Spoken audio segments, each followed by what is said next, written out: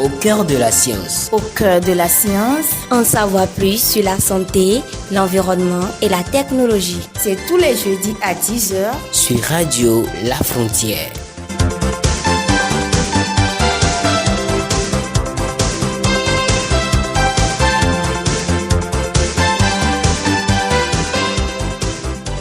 Mesdames et messieurs, merci de prendre le rendez-vous de votre émission. Pour ce nouveau numéro de Au cœur de la science, nous parlerons du cerveau. Qu'est-ce que c'est que le cerveau? Qu'en est-il de son fonctionnement? Pourquoi le cerveau constitue-t-il l'organe moteur de l'organisme? Voilà autant de questions que va répondre notre invité de ce jour. C'est un invité qu'on ne présente plus, un homme pétri de connaissances, à la personne de monsieur Octave Ouanou, docteur en neurologie. Bonjour docteur. Bonjour monsieur Roland Abiola Bokonsa. Bonjour, chers auditeurs et auditrices de Radio La Frontière. Merci beaucoup à vous d'avoir accepté notre invitation. Merci, c'est un plaisir pour moi. Plaisir partagé. Pour entrer dans le vif du sujet, quand on parle du cerveau, que peut-on entendre par le cerveau? Merci, monsieur Abiola. Le cerveau, c'est un organe de notre corps, un organe comme le cœur, le foie, le rein. Il s'agit d'un organe qui est situé dans le crâne, où il est protégé par les os du crâne, par des enveloppes qu'on appelle les méninges et qui baignent dans un liquide. C'est un organe qui est unique, donc il n'y a pas deux cerveaux, on a un seul cerveau qui pèse environ 1,5 kg. Et dont les nutriments sont le sucre, le glucose et l'oxygène. Et c'est un organe qui contient beaucoup de vaisseaux, donc un organe qui est très vascularisé. Voilà en quelque sorte ce que c'est que le cerveau. D'accord, voilà, vient de détailler ce qu'on peut entendre par le cerveau. Lorsqu'on parle de cerveau, voilà, certainement le cerveau a une structure qui lui permet peut-être de fonctionner. Comment fonctionne le cerveau et quelle est sa structure? Le cerveau est constitué de plus de 100 milliards de cellules nerveuses qu'on appelle les neurones. Et chacune de ces cellules peut former jusqu'à 5 à 6 000 connexions ou synapses. Et ces neurones fonctionnent comme un réseau de câbles. Et donc il s'agit d'une organisation en réseau très spécifique, très complexe. Et les neurones peuvent communiquer avec eux par des signaux électriques. Donc au niveau du cerveau, il y a également une activité électrique. Donc c'est essentiellement les neurones qui travaillent entre eux comme un réseau. Donc c'est un fonctionnement comme un système de réseau. Vous venez de détailler un peu l'organisation du cerveau. Maintenant, on constate que c'est le cerveau qui coordonne toutes les activités de l'organisme. En quoi le cerveau constitue-t-il l'organe moteur de l'organisme? Le cerveau constitue un organe moteur de notre organisme parce que il s'agit d'un organe vital. C'est-à-dire que c'est un organe qui est indispensable à la vie. Sans le cerveau, personne ne peut vivre. Donc c'est un organe vital. Ça, c'est la première chose. La deuxième chose, c'est que le cerveau, c'est un organe de traitement de tous les sens. Donc que ce soit la vue, l'ouïe, l'odorat, le goût, le toucher, tous ces sens ont leur sens de traitement au niveau du cerveau. Et le cerveau est relié au reste du corps par un réseau complexe de nerfs qui peut traiter des milliers d'informations en quelques secondes. Donc, le cerveau, c'est comme un ordinateur. C'est lui qui traite toutes les informations. C'est lui qui a le contrôle de beaucoup de nos sens. Et c'est lui qui contrôle également nos comportements, nos émotions. Donc, les relations interhumaines sont liées au cerveau. Tous les organes de l'organisme humain sont liés au fonctionnement du cerveau, vient de dire docteur. Comme vous le savez très bien, chaque organe de l'organisme humain peut être atteint de plusieurs maladies. Alors, lorsqu'on prend le cas du cerveau, quelles sont les différentes maladies pouvant toucher le cerveau? Le cerveau peut être touché par plusieurs maladies. D'abord, on peut avoir ce qu'on appelle l'épilepsie, qui est une maladie qui est due à une anomalie au niveau de l'activité électrique du cerveau. On a les infections. Beaucoup d'infections peuvent toucher le cerveau même ou bien les enveloppes qui protègent le cerveau. J'ai dit que le cerveau est protégé par des enveloppes. Il y a des infections qui peuvent toucher. Quand les infections touchent ces enveloppes, on parle de méningite. Ou bien on a des infections qui peuvent toucher le cerveau même. Il y a des centaines d'infections. On a aussi les tumeurs. Et les tumeurs qui sont des anomalies au niveau des cellules du cerveau qui peuvent toucher également le cerveau. On a les traumatismes crâniens qui surviennent lors des accidents de la voie publique où le cerveau peut être touché. C'est pourquoi on insiste sur le port de casque. Ce n'est pas anodin, c'est parce que lors des accidents, le cerveau peut être touché. Et le cerveau est un organe très sensible. C'est pourquoi on insiste vraiment sur le port de casque, parce que le cerveau est indispensable à la vie. On a des maladies qui peuvent toucher les cellules du cerveau qui sont liées au vieillissement. On parle de maladies neurodégénératives. Il y a beaucoup de types de maladies neurodégénératives, des maladies liées au vieillissement du cerveau. On peut citer les démences ou bien la maladie de Parkinson où les gens marchent à petits pas, et des gens qui sont ralentis, qui sont cambrés. On a également des maladies inflammatoires qui peuvent lier à des problèmes d'inflammation au niveau du cerveau, ou bien des maladies liées au métabolisme du cerveau. Voilà à peu près les types de maladies qui peuvent toucher le cerveau. Toujours pour appréhender le rôle du cerveau, il serait quand même bien de savoir les différentes fonctions du cerveau pour qu'on puisse savoir comment le cerveau coordonne vraiment l'organisme. Quelles sont les différentes fonctions du cerveau, cher docteur? Merci.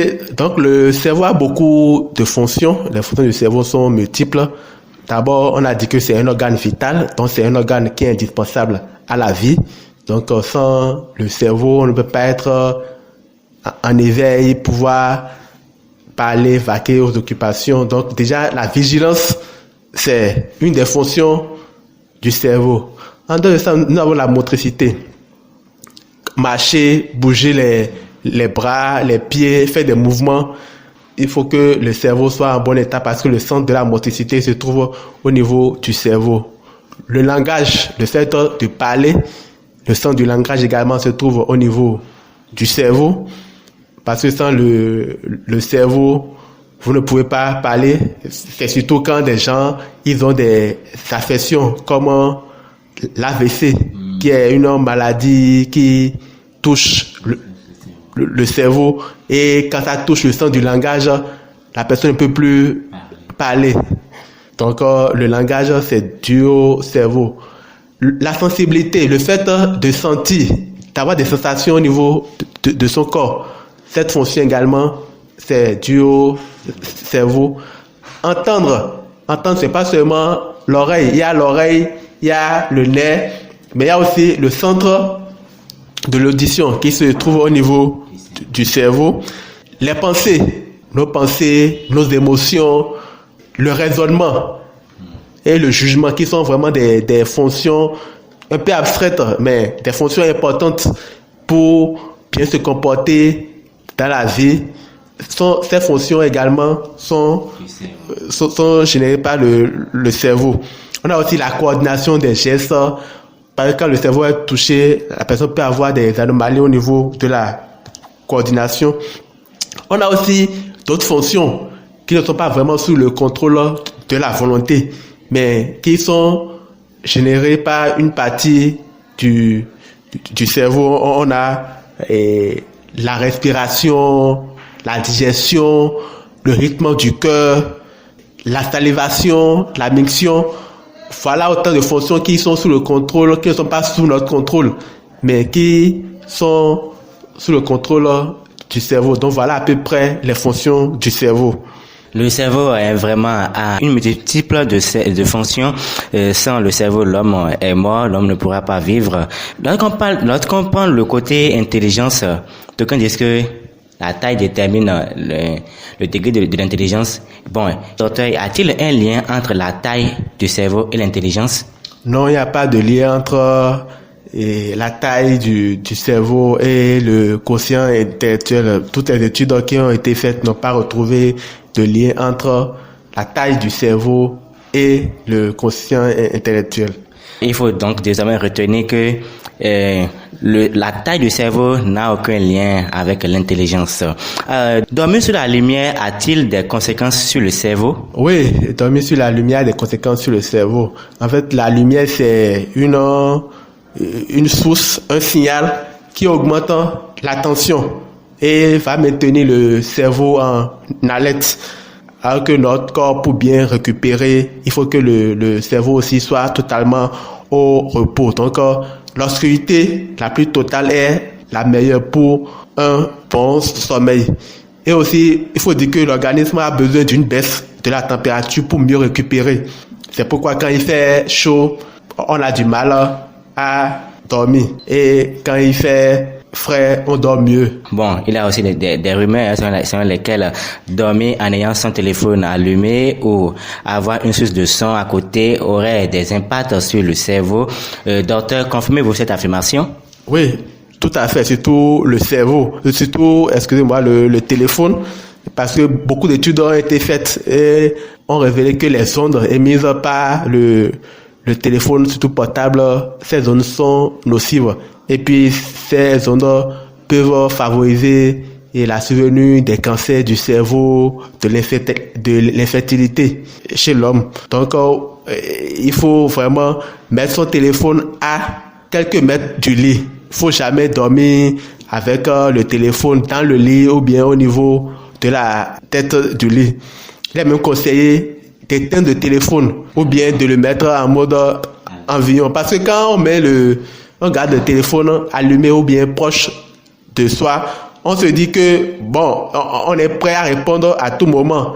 Et de façon subconsciente, c'est que le cerveau aussi se met dans cette idée qu'à tout moment, il est prêt à répondre. Donc, le cerveau est éveillé, il est en état d'alerte, donc le sommeil devient plus léger et être dérangé, donc la personne ne va pas bien dormir. Donc, en dehors même des effets des ondes des téléphones portables qui sont nocives sur la santé, c'est que le téléphone aussi perturbe le sommeil. Octave Ouanou, dites-nous, comment peut-on prendre soin de notre cerveau? Ok, donc le cerveau, c'est un organe important, donc il faut prendre soin de lui. Et il faut éviter de prendre de l'alcool. L'alcool qui est nuisible pour le cerveau, pour les cellules, les neurones du cerveau. Ça fait vieillir vite les neurones, donc faut pas en abuser. Le tabac et les cigarettes fumées, ce n'est pas bon pour le cerveau. Ça fragilise les vaisseaux et la personne est à risque d'avoir un AVC, qui est une affection grave pour le cerveau. Le surpoids n'est pas bon. Le surpoids, c'est une maladie, aussi bien pour tout l'organisme, surtout encore pour le cerveau. Pour bien prendre soin de son cerveau, il faut avoir une alimentation équilibrée. Et quand on dit une alimentation équilibrée, c'est qu'il faut prendre peu de sel, peu d'huile, peu de sucre. C'est vrai qu'on a dit que l'un des nutriments du cerveau, c'est le sucre, mais l'excès de sucre n'est pas du tout bon pour le cerveau non plus. Il faut prendre beaucoup de fruits et de légumes. Ce qui est recommandé par le maître, c'est au moins 5 portions de fruits et de légumes par jour. Donc, il faut qu'on commence à avoir l'habitude de consommer beaucoup plus de fruits et de légumes. Il faut avoir une activité physique régulière. Et quand je dis activité physique régulière, c'est au moins 30 minutes de marche, 5 jours sur 7, surtout encore après 40 ans. Voilà ce qui est recommandé. Si la personne souffre de l'hypertension artérielle ou bien du diabète, il faut qu'il prenne correctement les médicaments pour que ces maladies soient bien contrôlée, bien équilibrée. Il faut éviter aussi l'exposition à des rayons X ou bien aux rayons ultraviolets et certaines substances, les drogues, prendre les drogues, les cocaïnes, ces substances ne sont pas bonnes pour le cerveau. Être en contact avec des substances chimiques polluantes, le benzène, l'amiante, voilà à peu près assez de choses qui sont nuisibles pour le cerveau. Nous tendons vers la fin de cette émission, mais avant de vous quitter, cher docteur, faites-nous le résumé de ce qu'on peut retenir en quelques phrases. Pour finir, c'est que le cerveau, c'est un organe indispensable à la vie, donc c'est un organe vital. C'est un organe qui a de multiples fonctions parce qu'il est le centre de traitement de beaucoup de nos sens.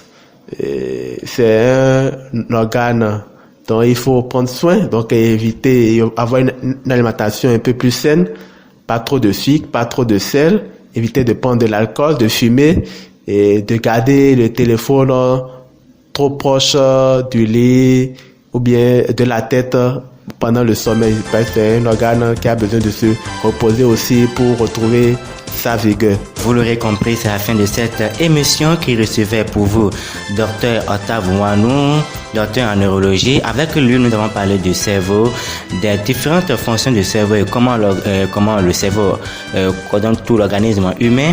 Merci de nous avoir suivis. Devant ce micro, je suis Roland Abiola Bokosa. Portez-vous bien pour un autre numéro.